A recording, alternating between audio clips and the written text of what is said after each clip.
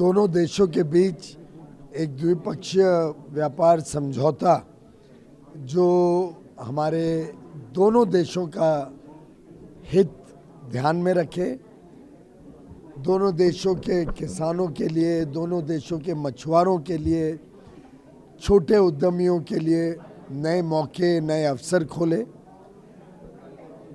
निवेश भी बढ़े, व्यापार भी बढ़े, टेक्नोलॉजी के संबंध में भी किस प्रकार से दोनों देश आपसी संबंध बढ़ा सकें। शिक्षा के क्षेत्र में अपार संभावनाएं हैं, वैसे ही चाहे वो डिफेंस हो, स्पेस हो, एग्रीकल्चर के साथ जुड़े हुए फूड प्रोसेसिंग का एक बहुत बड़ा नया मार्केट खुल सकता है, नए तरीके, तौर तरीके हम सीख सकते हैं। तो एक प्रकार से ये दो देश ऐसे हैं जो स्पर्धा नहीं करते एक दूसरे के साथ, एक दूसरे के साथ जोड़ीदार बन के काम करते हैं। और मैं समझता हूँ कि ये कॉम्प्लीमेंट्री इकोनॉमीज जो मिलकर आपस का व्यापार भी बढ़ाएंगे, लेकिन साथ ही साथ मिलकर पूरे दुनिया में दोनों देश का व्यापार बढ़ेगा, वो भी एक बहुत बड़ा इसमें से लाभ मुझे दिखता है। मैं समझता हूँ ये एक बहुत अहम FTA होगा, द्विपक्षीय व्यापार समझौता, जो भारत के विकसित भारत 2047 के अमृत काल के यात्रा में बहुत कारगर साबित होगा।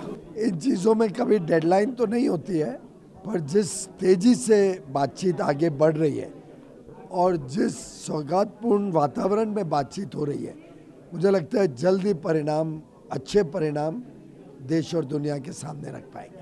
Well, once the FTA is landed, it will be significant. We've seen over the last year, two-way trade has increased by 10%. Which is a very large increase when we think about, the size of the two economies. And so we're working hard to strike a deal that will give real opportunity to all Indian businesses in New Zealand and New Zealand businesses who are interested in working together in India. But it's much, much more than just what we might buy and sell from each other. It's how we can cooperate in areas of science and innovation, how we can take some of the things we've done in New Zealand about producing some of the highest quality food, growing it in New Zealand, and bring that to help Indian farmers be much more productive to feed people in India and export to the world. So those are the areas our negotiators are still looking at. But I would tell you that when we land this agreement, if we come back to this hall in 10 years' time, whatever we say today, the achievement of the New Zealand Indian business communities will be astronomically greater than that.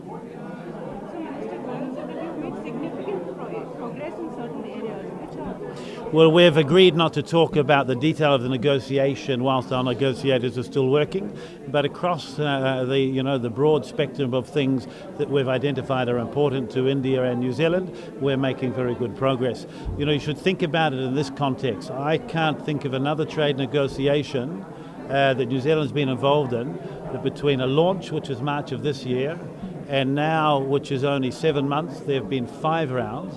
There's been detailed work at a time when both New Zealand and India are negotiating furiously with many other countries of the world. So it's the constructive spirit that Minister Goyal and I have agreed that we will look for solutions to the challenging issues rather than just saying we keep arguing about them, that's allowed us to make progress. I'm looking forward to being in India next week for my 6th visit since I became minister less than 2 years ago, and we'll be looking at ways that we can continue the cooperation. The agreement will be done when it's done, but it feels like with the commitment we've both made, it will be, as our two Prime Ministers told us, as quickly as we can. So will we see 15 minutes yesterday add to the momentum?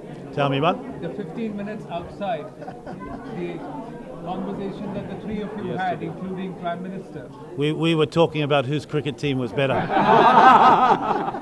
Mr. Minister, how is it going to help the general people of both the countries? Well, trade, where you have rules in place that people can understand and rely upon, it is easier for them to make the commitment to work more closely together. We're very interested in the things that we can buy from India. I think you've heard me mention that we did a trade agreement with China 20 years ago. Today we import almost $20 billion worth of goods from China. And we have an and strategy. We want to trade with America and the European Union and Australia and India, and that trade agreement will make it easier for Indian companies to look to partner with New Zealand companies to sell the very high quality goods and services you produce here, and for New Zealand companies to do the same thing. So it's going to be a win-win, and we've said it must be complementary and both sides must win. So will we see any kind of technology transfer in the area of agriculture and dairy under this FTA? So that's one of the things we've been talking about today, and the answer is yes, we will. Already that is possible, but we want the trade agreement to supercharge that. You know, we were talking a little bit as we were looking today at the grass that's grown in New Zealand. We've recognised for production, the higher the quality of the grass, the more farmers can produce. And we have had decades of scientific research go into that. Already in parts of the country where we see because of warming temperatures and climate change, the grasses are not working as well as they used to. Our scientists are working on how they can improve that through selection and better knowledge around the soil. These are all things that we want to share with India.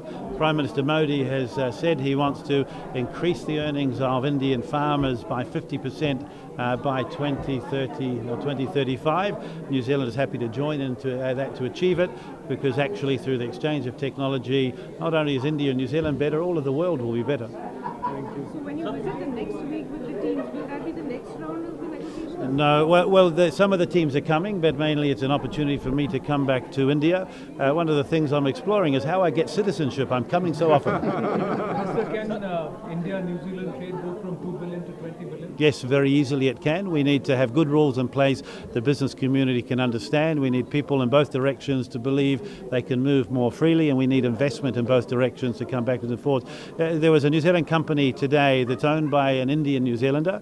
He makes mattresses and beds. He has asked us to come and do a sod turning. He's building a factory in India, investment from New Zealand there to make these beds, some of the highest quality ones. He was saying actually with AI you can lie on this mattress and within minutes will adjust so you have the best sleep ever. Trade ministers are not allowed that. We're not allowed to sleep. We have to keep working, but there will be opportunities in both directions, and I think that we will come back in some years' time and say the prediction of a $20 million worth of two-way trade actually has been surpassed.